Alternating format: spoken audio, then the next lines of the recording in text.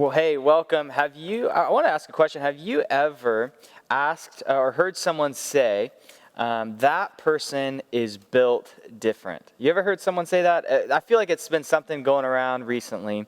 Well, I want to, over the next few weeks, just spend some time talking about this idea of being built different. And we're going to journey through the book of Philippians, looking at how we as the church are called to be built different. That people would look at us and say, that person is built different. So we're going to journey through Philippians to see how we are called to live like Jesus. And so you hear people say this on social media, or you hear people say this talking about athletes, or they talking just about some people who do some crazy things sometimes. I've got a couple examples you can see here. People talk about LeBron, right? LeBron James, basketball player.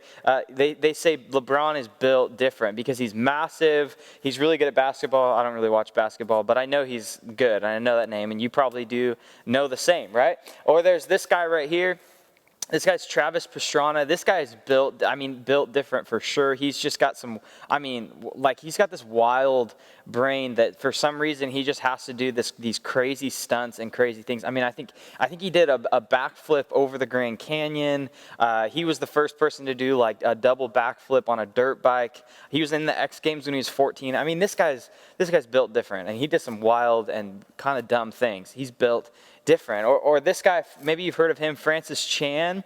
He's a great speaker. He was a pastor, and he recently, just I think a couple of years ago, just decided that he was going to pack up. They felt like God was calling him to pack his family up, and move to China as a missionary. And so they moved their family there, and they've been there ever since. They've had these crazy encounters. I remember heard him speak not too long ago about how they were having difficult time, like being sent back to the U.S. because they weren't, all of this crazy stuff that he was facing. And he's built different because he just thinks different, because he wants to serve and love people. He left what was comfortable to him. He left the United States to go and be in a place where Christians are being persecuted, but really just to tell people about Jesus. This guy's built different. These are people who, like I said, are built different.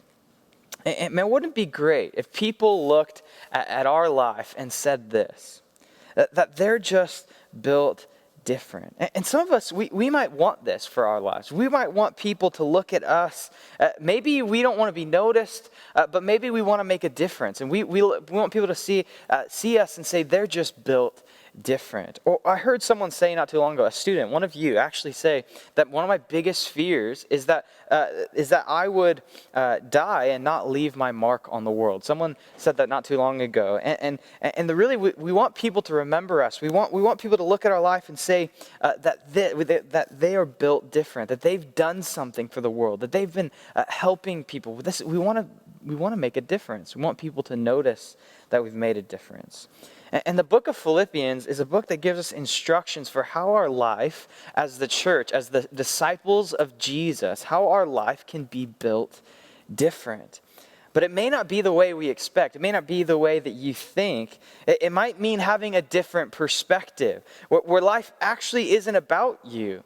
Or maybe it means not being so concerned with people knowing you and remembering you, but actually people knowing Jesus and remembering Jesus. That it doesn't matter if I die, and people don't remember me. It matters if I die and they don't remember Jesus. And it actually might take off some of the burden and fear of trying to be remembered and recognized. Trying to the biggest, like I just shared, the biggest fear that I'm not gonna be remembered, or that I'm not gonna make a difference. And it might take off some of that burden, because that seems like a scary and intimidating thing to do, because really what we're asked to do is to make Jesus known, not ourselves. And so this book of Philippians has 4 chapters. We're going to spend 4 weeks, one a week. And I just want to encourage you, as you watch these online, as you come to service, read these throughout the week. Read the book of Philippians throughout the week, because it's so encouraging. It's so challenging for us. And I want you to not just wait till Wednesdays to hear about it, but to go and read, because we can't go verse by verse. I wish we could, but we'd be here probably all year. And so we're just going to kind of do this quick overview of the book of Philippians. And I encourage you, like I said, to take this home, to read throughout the week, and to continue that. So we're going to kind of look through this book. And really what today I want to talk with you about is that this is a letter written by the Apostle Paul, and Paul was built different. He was a guy that was built different. And really, what I want to talk to you about is how Paul had a different perspective. He was built different because he had a different perspective. Paul was writing this letter from prison. And one of the craziest thing about Paul is his attitude while he's in chains in prison. It's something that Paul is encouraging us and as the church and the church he's writing to, he's encouraging them to have a good attitude, to have a right perspective. And we see that perspective is important. I think about it like this, right? Have you ever seen a football game? Maybe you watch football, football's over right now, but maybe you've watched a football game and maybe you've noticed that the coaches, they wear these headsets, right? I've got a couple pictures. Here we go. So you see coaches, they wear these headsets, right? And you see them, they wear the microphone, sometimes they talk, they put like things in front of their face so people can't read their lips, and they talk on these headsets, right? You ever wondered who they're talking to? Maybe you already know who they're talking to, but basically, if you don't, they're communicating with some people in the booth. They're communicating with these other assistant coaches and the people up on the booth, or sometimes they're communicating with the quarterback who's on the field. They sometimes have a radio in their ears, and maybe you wondered, okay, so why, like maybe if you're watching football, you see that sometimes they show like a picture or the camera shot of the people who are up in the booth, right? Maybe you've wondered, well, why do those people have to be way up there and these people are on the ground, right? Maybe you've kind of thought about this, kind of wondered about this, and really the assistant coach or the coordinator, the people who are up above the field, they communicate with the people down on the field, because these people have a perspective that these people can't see. These people can look. I mean, you can see it's kind of blurry, but you can see that these people are up on top of the field. They're way up in the air. They can see and look down, and they have this vantage point, this perspective that these coaches and these quarterbacks can't see. And so if a quarterback makes a mistake, the person up in the booth can see where that mistake was. They can draw it out for them. Actually, you can see people do that on iPads when the quarterback goes to the sidelines. Right? There's a certain way they might see the defense set up, and so they tell the offense, hey, you should do this, or you should do that, or you should run the ball or throw the ball, or they can see holes where the quarterback is going to get sacked and get tackled, or they can see maybe why the defense intercepted the ball, or maybe they can look at the team's defense and why the offense was able to throw that massive long throw. The point is they have this different perspective, this vantage point that's important. And there's maybe, the coach down on the field, they're listening, and the coach or the quarterback can listen to those people, and they can hear what their suggestions and what they're saying, and they can say, no way, that'll never work. No, actually, I know you have this different perspective, but you don't know what you're talking about. That's never going to work. But it's probably going to cost them. Because they can't see the big picture. They're down on the field, and they can't see the bigger picture of what the defense is doing. They only are focused on one thing. And this helps them have the bigger perspective. They see the bigger picture. And so the coach is probably going to take their perspective, what they're giving them, and use that to make a better play, to play a better game. See, perspective matters. If we're gonna live different, be built different, we need to have a different perspective.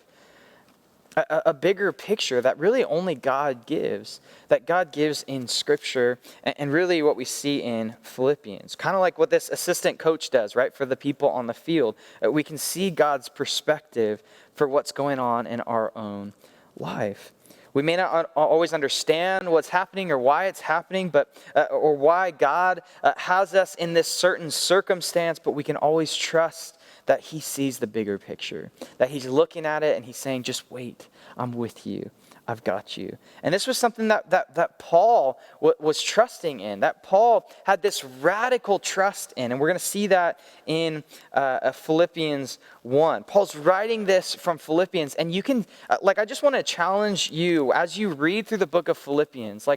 I want you to underline, circle, highlight every time as you go home and read the book of Philippians, every time he says the word rejoice. Because I want you to remember that he's writing this from prison. And he says this word over and over and over. I did this in my old Bible, and I can't remember how many times. Over and over and over again, Paul talks about rejoicing or celebrating or partying or singing or something. And he's talking about peace, and he's talking about all these crazy things, writing from a prison cell. Why? Well, Paul had perspective. And so that's what I want us to see. So Paul had a different perspective. Here's the first thing that Paul recognized that shaped his perspective, is that he knew that you were built to belong. You were built to belong. Paul didn't try to do this on his own. He didn't try to sit in prison alone. He knew that he had people with him. He knew that he had community praying for him. He had encouragement, joy, and hope from belonging to a community of believers, right? Philippians 1:7, we read it earlier. You share with me the special favor of God, both in my imprisonment and the defending and confirming the good news. So you share with me. He knew that these people were with him. Whether or not they were physically with him, it didn't matter. In fact, they weren't. Paul was sitting in a prison cell by himself, but they physically couldn't be together. But Paul knew that by faith they were together, doing this together, that they were praying for him, supporting him. In fact, Paul's writing this letter to Philippians because they sent him a gift in prison. They sent him this gift, this probably food or something, to help, let them know that they're supporting him and helping him and there for him, and that they're continuing the work that Paul started. And so Paul knows that these people are his community, that he belongs to this family of God, that he can't do it on his own. And Paul knows that he's not alone. This was his perspective.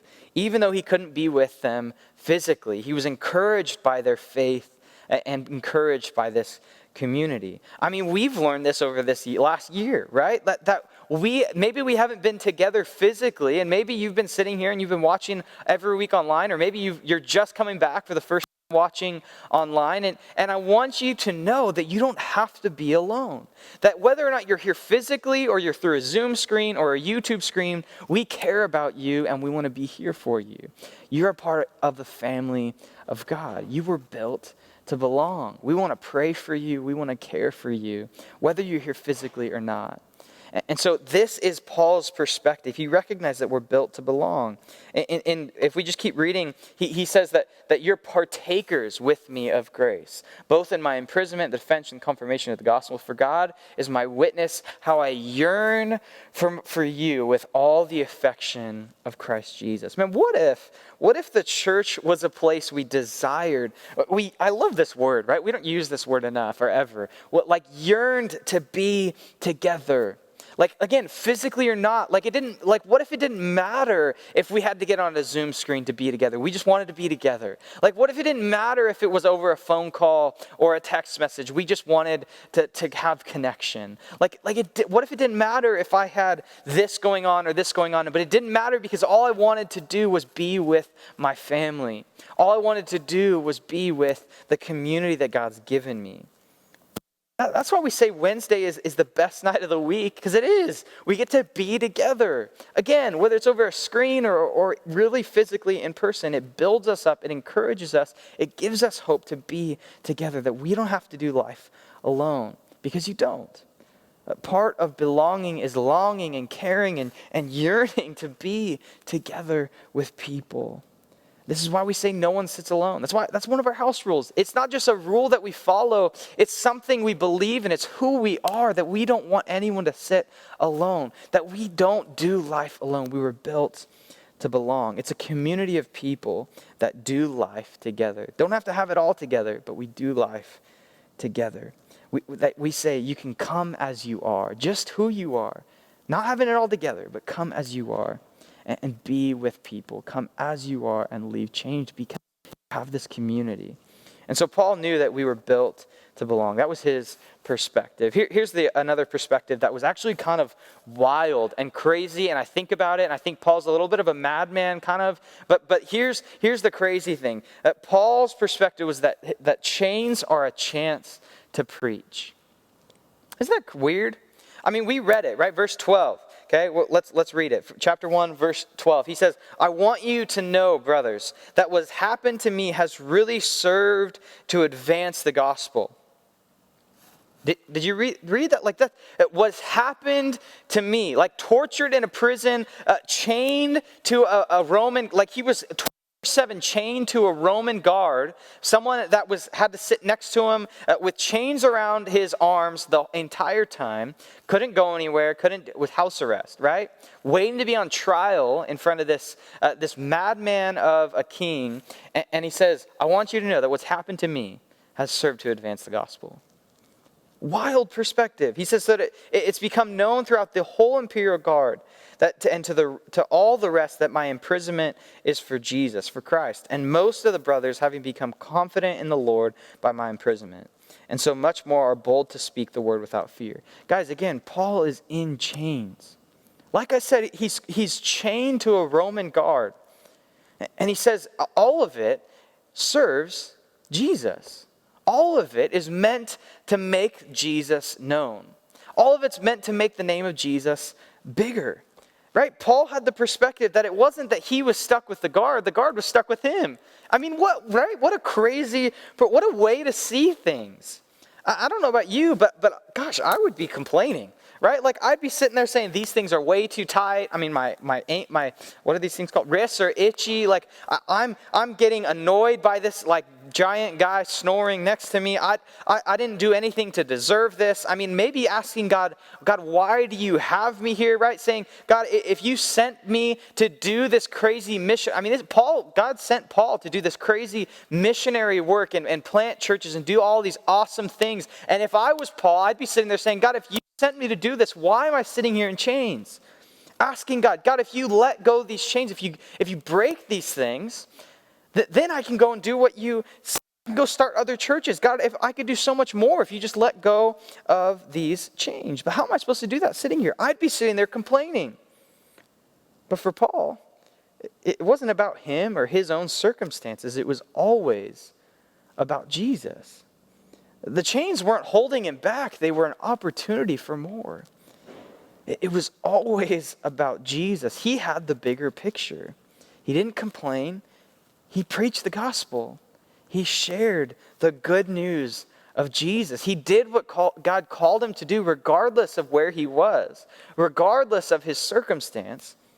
He walked with Jesus and told people about Jesus. Think about it. 24 hours a day, 7 days a week, right? Someone's chained to Paul. I mean, I say it chained to Paul because, like I said, Paul didn't have the perspective that he was stuck with someone else. He had the perspective that they were stuck with him, right? And so this person had to sit there listening to Paul tell them about Jesus over and over and over and over again. I mean, they would change shifts every 6 hours, which means if you do the math, that's about 4 people every day. And so Paul had 4 chances every day to share the gospel with a new person, over and over and over and over again, telling people about Jesus and eventually leading them to have this freedom in Christ. It didn't matter if Paul was in chains. All that mattered was he was telling people about Jesus. The chains weren't limitations, they were opportunities. They weren't restrictions, they were tools for freedom. See, what seems to limit us might set others free. You ever think about that? What seems like is limiting us might help set others free. Instead of asking, like, God, why have you not fixed this problem in my life? Why don't we ask, God, what are you going to do with this problem in my life? Instead of complaining about the problem, maybe I should praise God for his promises, that he turns my problem into freedom. Paul preached Jesus regardless of where he is. He shared about Jesus when he had every reason to complain. He wasn't stuck with the guard was stuck with him, right? And what if for you? What if Jesus could turn your crippling anxiety into an opportunity for someone else to know that they're not alone, that you are struggling in the same way?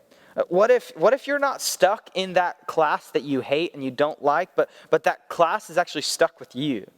And you had the perspective like Paul, and it was an opportunity to tell people about Jesus. What if you're not stuck in that messy family situation, but that situation is stuck with you, and you get to be a light. You get to bring freedom into that situation by telling people about Jesus. What if that thing that seems to be holding you back can become an opportunity for people to see Jesus? Because it was for Paul, and it is for us. It's a perspective change. It's a perspective switch. What I see as a problem, Jesus makes an opportunity. We need the bigger picture, the bigger perspective. And so then after this, right, we learn about that there's some people that if you keep reading in Philippians 1, we read about some people that actually tried going against Paul, that were trying to kill him, trying to get him to stop talking. They didn't like him. They talked about Jesus. They actually shared, it says that Paul talks about how they shared Jesus, but they did it out of jealousy. They did it out of rivalry. They did it to hurt Paul. And they sound like some not great people, but Paul, once again, has this crazy great perspective that I think we can learn from, and it's this. It's the message, it kind of got cut off, but you see it. The message matters more than the motives. The message matters more than the motives. Let's just read it, okay? Verse 15, here's what it says. It says, it's true, Paul's saying, it's true, you've heard that some people are preaching out of jealousy and rivalry, but others preach Christ out of pure motives. They preach because they love me, for they know I have been appointed to defend the good news. Those others do not have pure motives as they preach about Christ. They preach with selfish ambition, not sincerely intending to make my chains more painful to me. But here's what he says. That doesn't matter. Whether their motives are false or genuine, the message about Christ is preached either way. And so I rejoice, and I will continue to rejoice. Isn't this such a wild perspective in a culture that all we want to do is cancel people? All we want to do is tell people they're wrong. All we want to do is prove people that they are bad. Paul says it doesn't matter. It didn't matter that they were people who preached just to get back at him, just to make his chains more painful, just to hurt him. It didn't matter to Paul. All that mattered was that Jesus was preached. All that mattered was that people knew Jesus, that people here. He had this bigger perspective. See, competition didn't matter. It wasn't about who preached the better message or had the better following or who had more followers. It was about the content of the message, Jesus being known. The people obviously had it wrong. Like they were wrong. They weren't following Jesus correctly. They had impure motives, and Paul says that. The people, they were doing things they shouldn't be doing. I don't think Paul was saying that it's okay for them to just skate by with their wrong motives. In fact, I actually think that if Paul had a chance to sit with them over coffee, he probably would have challenged their motives, but he would have done it in bringing them to know Jesus, right? And I think there's a point here that he says we don't need to get so hung up on disagreement that we lose sight of Jesus. That we lose sight of this shared message, which is Jesus being known. And Paul recognized that the message cleanses the motive. The message of Jesus cleanses our impure motives. Maybe you know what I'm talking about. Maybe there's someone in your small group that says, hey, I'm a Christian, but you know on the side, you know how they're living on the weekends. And you know the decisions they're making. And so you decide that I can't hang out with them. They're terrible. They're hypocrites. They're awful. But then they come on Wednesdays or Sundays, yeah, they're worshiping Jesus and they're telling people about Jesus. Yes, that doesn't give them an excuse to live that way. They shouldn't. But that doesn't mean you can cancel them. That doesn't mean you can completely push them off to the side. In fact, Paul doesn't. It still means we need to love them. In fact, Paul says that the message of Jesus cleanses their motives. Or maybe there's a worship leader on stage that you say, I can't worship when they're leading because, again, I know what their motives are. They have wrong motives when they're leading worship. They want to be seen or whatever. I know that. And Paul says, yes, the motives are important, but the message is more important. And the message of Jesus is that broken people with wrong motives can worship him. Again, it doesn't give us an excuse. And they should have the right motives, but it challenges us not to get hung up on these things. We can talk about it a different way. Let's say there's a really bad guy that you know, right? That's done some really bad things that are wrong, right? And you stop talking to them, you stop hanging out with them because he's just a bad guy, right? But then all of a sudden this guy comes and he knocks on your door one day. And he says, listen, you got to get out, you got to run, you got to go somewhere because there's a tornado coming, it's right behind your house. Like, because he's a bad guy, does that change the fact that you're going to get out of the house and find safety? No, because the message is too important to ignore. Guys, the message of Jesus is too important to ignore. We need to listen.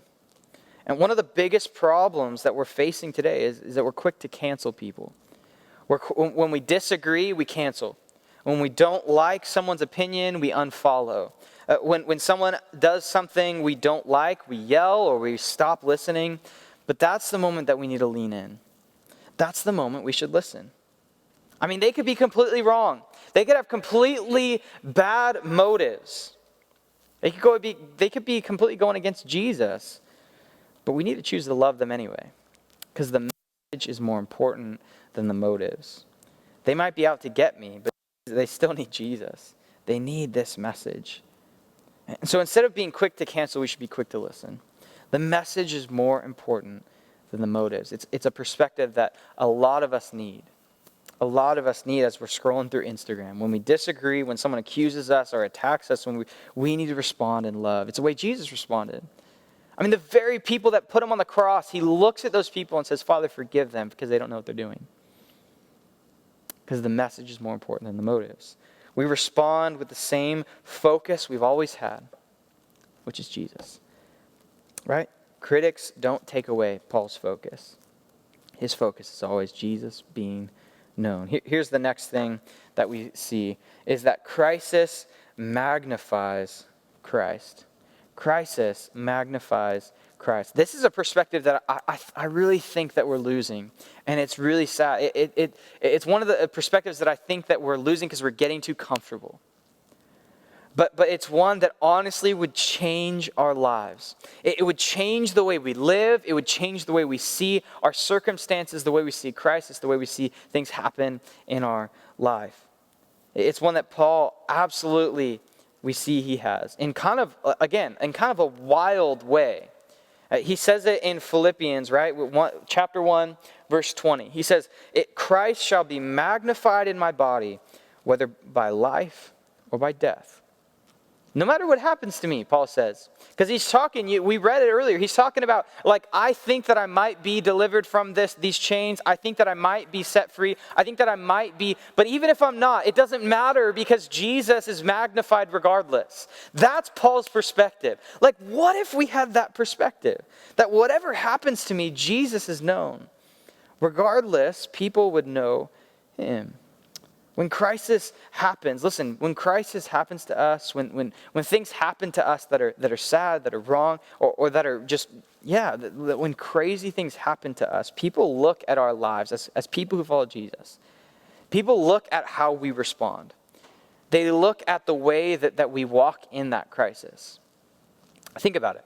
When there's a train wreck, let's say you're driving down Herndon and a train just collides with another train or something. Hopefully no one's hurt. But let's just say something happens, right? I mean, when you're driving by that, you're going to look. People are drawn to look at that train wreck. They're going to watch. They're going to make sure that people are helping. That's why other accidents happen. Actually, that's a big problem that people have is that, they're driving down the street, they see an accident happen, and they do the I think it's called gooseneck, right? They look and they try to look at the accident that's happening because we look at things, we look at crisis, we want to see what's happening when it's happening. When there's a train wreck, everyone looks. And this is Paul's point, that when crisis hits us, we have an opportunity to point to Jesus in that. That doesn't mean that we never have a difficult time. It doesn't mean we never grieve or we never cry or we just feel like we just pretend like we got it all together. No. In fact, if we did pretend like we had it all together, we wouldn't be representing Jesus. We will have hardship. We will have to cry. We will face grief, but we'll do it with hope. We face crisis with Christ. Face crisis knowing that Jesus has got our back. Knowing that whatever happens, I have an opportunity to point people to the hope of Jesus. That yes, I'm going to cry. Yes, I'm going to have difficulty. Yes, I'm gonna struggle. But in all of that, I'm pointing to Jesus. I'm magnifying the person of Jesus. And it gives us a new perspective on our problems. It gives us a new perspective today that even if we aren't facing a big crisis right now, It gives us this new perspective that something that might happen in the future. It keeps us from worrying about what might happen to have hope that when it does, God is glorified regardless. When my crisis magnifies Jesus, I'm no longer afraid. I'm no longer afraid of what might happen. Yes, it's going to be painful. Yes, it might be hard. But I know that Jesus has I know that I have hope. I know that it's to point to Jesus. So we think about the what ifs. What if I get sick? What if my family member dies? What if I never get past this thing? And we could be so worried and hung up on the what ifs, or we can trust God for the even ifs. Even if this happens, Jesus is magnified. It doesn't matter how it happens to me, because I know God is bigger than my circumstances. I know my goal is that Jesus is magnified. And so we can spend our life consumed with worry about the what if, or we can trust God for the even if. And all of these perspectives that Paul had resulted from Jesus being at the center. These few perspectives that we pointed out, and there's more. Go read through Philippians and you'll see them. But all of these things, they were a result of Jesus being at the center of Paul's life. Jesus being his focus. That's why we say, house rule number 1, Jesus is our focus. When Jesus is our focus, then we have a new perspective. We need Jesus at the center. That's how we have this perspective. And so the last question that I would just ask you, kind of just to think about these things, think about if we have this perspective. This question is this: do I believe that Jesus is life and that Jesus is King? Do I believe that? Because he is, but do we believe it, is the question. I mean, living as if Jesus isn't just part of life, but that Jesus is life. That he gives life, regardless of life and death, regardless of what happens to me. Jesus is life. Paul said it. For me to live is Christ, and to die is gain. Paul's saying not that he's going to go and kill himself because he wants to die, because that it's gaining something. No. What he's saying is, I have this perspective that whether I live or whether I die, Jesus is my life. Jesus is life. Whether I live or I die, Jesus consistently gives me life, and I can trust that. And so how do we know, right? How do we know if we believe Jesus is life? How do we know if we believe that Jesus isn't just part of life, but is life? Well, I want to give you just some quick comparisons, all right? Quick comparisons of just how we know this. We can see them up here. How do I know? Well, is the church, for me, right? If Jesus is just part of my life, then the church starts and ends on Sunday or Wednesday night. The church starts and ends on Sunday and Wednesday night. That means that Jesus is just part of my life. It's just what I do, on Sundays. It's just what I do on Wednesdays. But if Jesus is life, then that means the church is who I am every day of the week. Every day of the week. That regardless of what night it is, regardless of the day it is, regardless of where I'm going, I am the church. And I'm going to show people Jesus. Or how about this one? If Jesus is just part of life, that means I choose which part of my life Jesus can have. Jesus, you can have this part of me, but this one I'm going to take over here. This habit, this thing, no, I'm going to hold on to this one and take this one, right? But if Jesus is life, that means I need to surrender every part of mine. Every part of who I am is Jesus's. How about this one? If Jesus is just part of my life, then I have the perspective that God's ways, the ways that he gives us, they restrict my freedom. But if Jesus is life, if he gives life like he says he does, then God's ways really bring freedom and joy. Then the ways that he sets out for us to live, they bring freedom and joy. And this is the perspective we need. So which perspective do you have? Here's another one. If time with Jesus is a chore, then Jesus is just part of your life.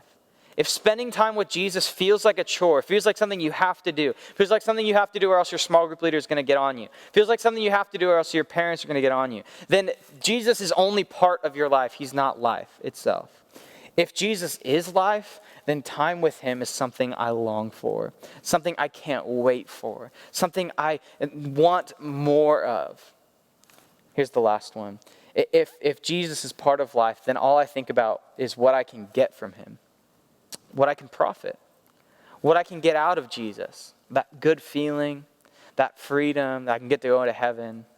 But if Jesus is life, It's what can I do with him? What can I do with him and the Holy Spirit empowering me? Then it's personal. And so is your relationship with Jesus profit or personal? What is it? I got one more for this one. If Jesus is just part of my life, then I regularly complain. I regularly complain about what I don't have. But if Jesus is life, then I regularly worship or praise or sing. That doesn't mean you have to sing, but that I regularly praise Jesus because he is life. Because regardless of what happens to me, I know and trust that he is life. And so what if Jesus wasn't just part of your life, but he is life?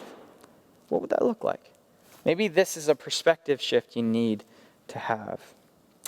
And then we see that Paul talks about Jesus being king. In fact, Paul was writing to Philippi, who that was a nation, a city of people that were old Roman soldiers. And so these were people that were they believed in the Roman government. And so they looked at the Roman government as king, as people ruling over, that they need to listen to them. And so Paul writing to them, telling them about Jesus, telling them that Jesus is king, was a wild and crazy thing. In fact, it probably got a lot of these Christians killed because they said that Jesus is king over Caesar, that Jesus is king over Rome. And so they probably got them killed, but Paul says it anyway, that Jesus has to be king of our life. He says, above all, you must live as citizens of heaven, conducting yourselves in a manner worthy of the good news of Christ. Citizens of heaven, that Jesus is king in that place. That regardless of where we are, that America isn't our citizenship, heaven is. And Jesus is our king. And so we ask the question, well, do I make myself king? Am I setting up this little baby throne and somehow sitting on it? Right? I heard someone talk about that last week. That somehow I set up my throne and I sit on it. And so I say, no, Jesus, you stay over there and I'm going to do this on my own. And I try to be king. Or am I going to believe that Jesus really is king? Because he is. But are we going to believe it and live like it? Well, I got one more comparison for you. When we live like I am king, it's all about what Jesus can do for me. It's all about what I can get from Jesus, the prophet, right? What I can get from him. If Jesus is king, it's what I can do for him. It's how I can serve him, how I can love him by loving other people. If I am king, everyone serves me and what I want. If Jesus is king, I lay down what I want so that I can love Jesus and love other people. Which one's your perspective? Which one sounds more like you? If I'm king, I'm consumed with news or politics of this world. I'm consumed with everything going on in our world. It's not bad to know, but it's not good to be consumed. If I'm consumed with the news and politics of this world, then I'm making myself king. If Jesus is king, I'm consumed by the good news, the kingship of Jesus, the gospel. I'm consumed, like Paul, doesn't matter what happens to me. Doesn't matter what happens to this world, because I know Jesus is sitting on the throne. Because I know that that his good news is all that matters, that people need Jesus. Which one is it for you? If I'm king, I'm regularly worried. Man, that sounds like a lot of us. If I'm king, I'm regularly worried about how I can keep my kingship, how I can keep my throne. If Jesus is king, I'm regularly finding rest in him. Jesus says, come to me, all who are weary and burdened, I'll give you rest. And we're worried, we're weary, we're tired because we try to set up our own throne. We're stressed, we're anxious because we try to keep that up. And we can find rest when we know and believe that Jesus is king. If I am king, then how I feel shapes the truth. Man, this one in our world today. More on this later. We got a series coming up for this one later. But if how I feel shapes the truth, then I believe that I am king. But if Jesus is king, then the truth, the person of Jesus says, I am the truth, way, truth, and life. So the truth then shapes how I feel. Which one sounds more like you? Which one sounds more like the way that you live? Do I believe Jesus is life and Jesus is king? Where are your eyes fixed? Where are you looking? We got to ask this question. I'd love to just pray for you. Jesus, thank you for this truth, that you are life, that you are King. I pray that you would, even just through this screen, God, that you would show these people that you really do want to give them rest, that you want to show them that you're in control. God, whatever is holding us back, I pray that you'd show us how it can be an opportunity to show people who you are. Jesus, would you help us to be people who are built different? People who have a different perspective. People who someone else looks at us and says, what is going on with them? So that we might tell people about you, Jesus. God, we praise you above everything else. We surrender everything to you in your name. Amen. Well, hey, if you're watching this and you want to get more connected, you want to get in a small group, stuff like that, hey, comment on this video. You can text me. You can email me, ColinCrane@northpoint.org. You can, however it is, come on a Wednesday night, a Sunday evening. We've got Sunday evening small groups, 7 to 8:30. We meet with masks. We meet distance inside. It's awesome, and it's a good time. So, gosh, we want you to be involved. We got breakaway still happening. Sign-ups are still happening. Man, sign up for those things. They're great to get connected and to get involved in community. Continue to read through the book of Philippians. Continue to do this at home because it's really will benefit the way that you live. So hope to see you soon. Hope it was encouraging. We'll see you later.